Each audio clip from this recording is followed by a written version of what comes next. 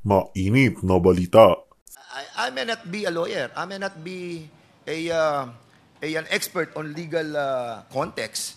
Pero wala po siyang monopoly ng legal context. Di ba?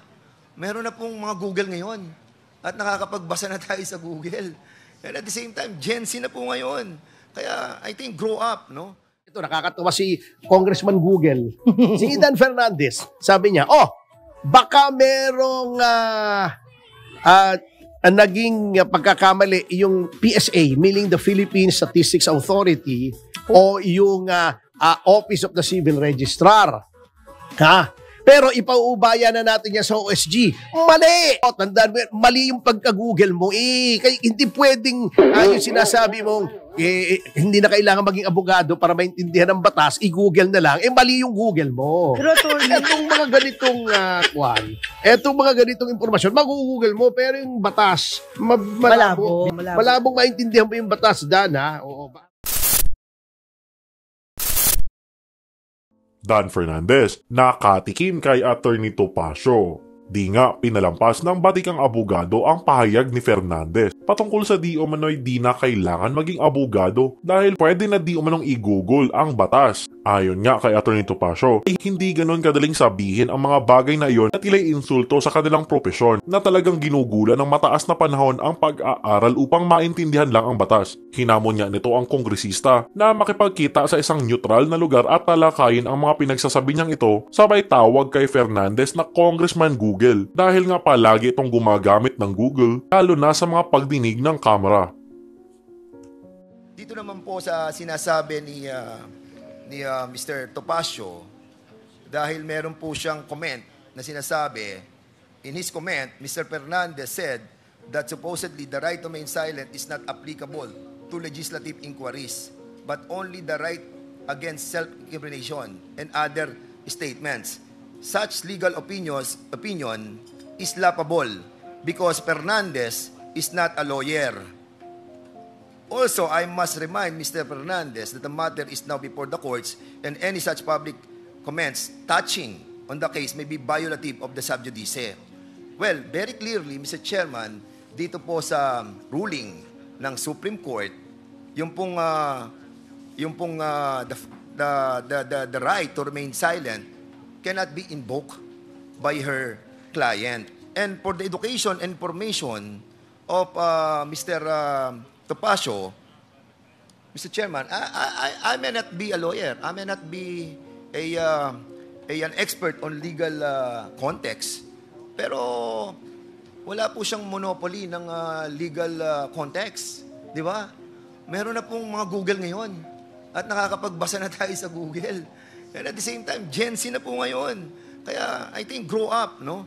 At I think yung pong sinasabi niya that he's warning us, no? Through me, that should he make any more such statements, I will have no choice but to file a motion to cite him in contempt of court. But according sa Article 3, di ba, Section 7, Mr. Chairman, we are guaranteed to give information to public, especially if this entails public concern. This must be recognized. And I think medyo offending po yung mga sinabi niya. But again, we have to move that this letter that he submitted to us be disregarded, Mr. Chairman. Ongoing pa yata yung press con ngayon nung Quadcom. Ito nga yung sinasabi ko na, nakakatawa.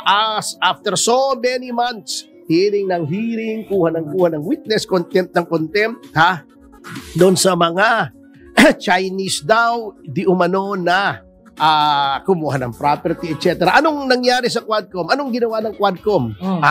Ngayong umaga, anong ginagawa nila? Tine-turnover nila yung mga dokumento sa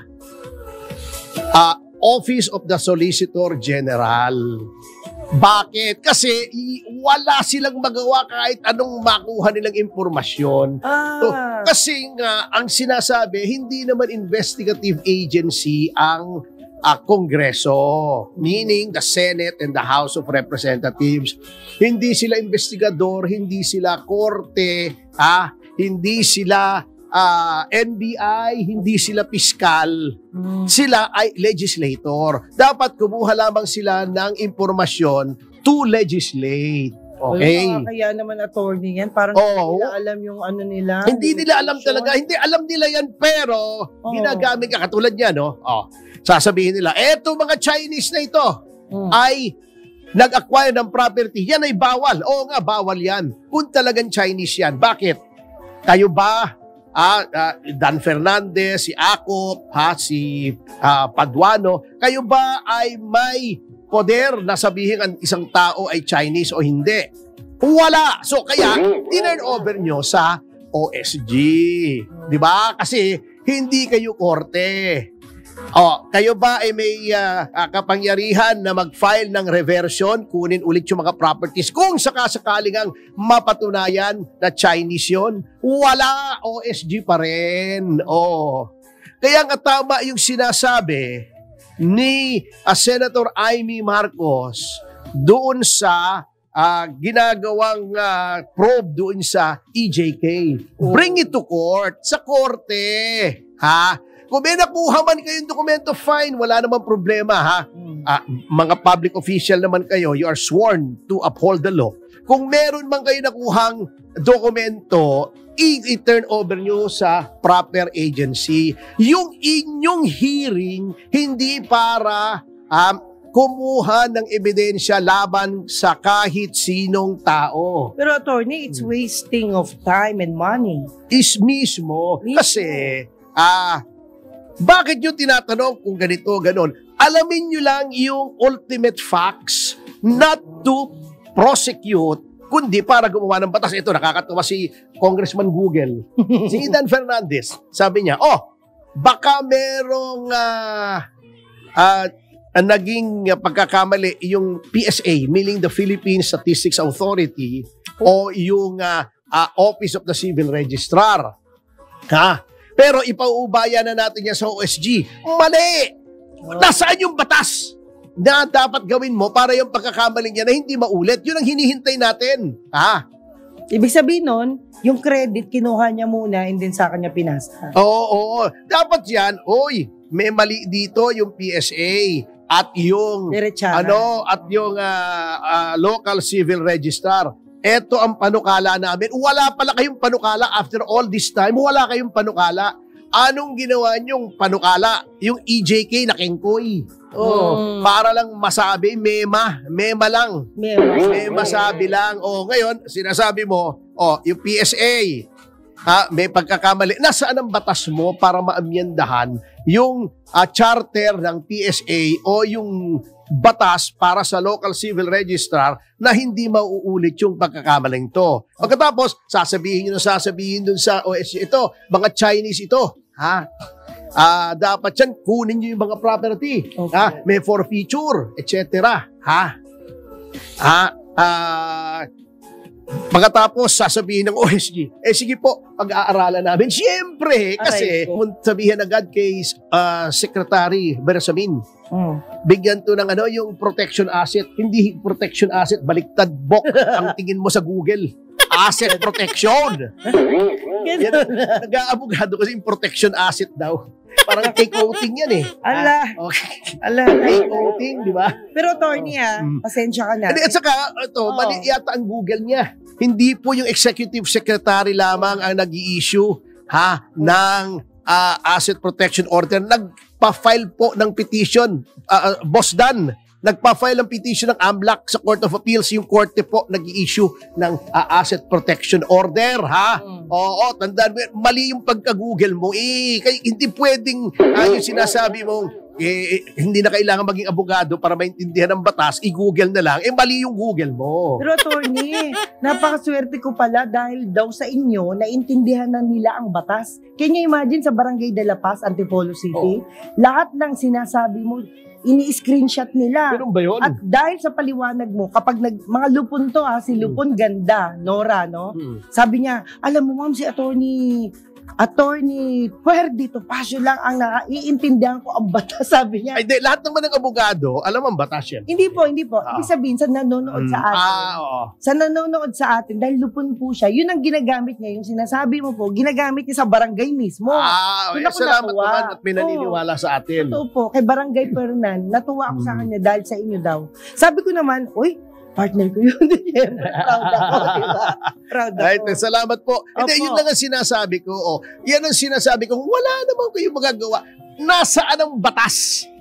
Na inaamyendahan yung Yan. charter ng PSA. At huwag niyo We should sasabihin know. na ito mga ito ay Chinese, dapat ganon, Opo. ganito. Alam nyo, unang-una, may presumption of regularity yung pagkarehistro ng birth certificate niyan. Kahit anong sabihin nyo dyan sa legislature, waste of time lang yan. Sabihin nyo lang, ito pala kaduda-duda. Opo. Dapat ito ay amyandahan yung batas. Ganun lang po kasimple ang hearings in aid of legislature. Yun. Hindi yung nandidiin kayo. Pagkatapos contempt kayo ng contempt. Alam nyo na naman pala, kengkoy kasi. Ha? Alam na nilang tinatanong pa nila, katulad nito, may papeles. Ikaw ba ay direktor? Sasabihin ng kwan, I refuse to answer. Hindi, nandito sa aming papeles, ikaw yung direktor. Alam mo na pala At hindi lang ako nakakapansin yan, yung ibang mga mamamahayag ay nakakapansin yan. Si Katunying nga sinasabi, alam nyo na yung sagot, bakit nagtatanong pa kayo? Ayun. King Koy. Dapat na sinabi, nabasa ko rito na ikaw ay direktor. Totoo ba ito? Yon. May kaso na. Yes or no? I invoke my right to remain silent. Galangin mo yun. Parang yung si Adyong o kung ano nung sinasabi. May masasabihin pa ron sa kwan. Puro pagpapakyut ke. Tama ba yun? Bago sasabihin niya mag-psychological exam yung si VP Sara, siya muna. Sabay sila. Sabay kayong dalawa magpa-psychological exam. Alam mo kasi hindi nakukuha sa ganda ng Amerikana yan yung ang pagiging mabuting mambabatas.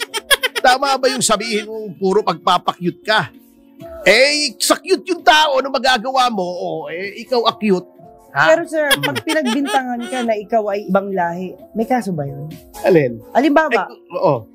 kasi sa Japan po, napagkakamalan akong Amerikana dahil sa sobrang laki ko. At saka blonde ka Opo. Ay, hindi naman totoo to. But then, the issue, malaki ako. Sabi ko, hindi po, ako po'y Pilipino. No. Sabi gano'n, sinungaling daw ako kasi daw, yung ba'y may kaso? Hindi, wala naman kung wala naman. hindi naman malisyoso. Opo. Oo. Diyan nga ako believe kay Andrew Tan. Opo.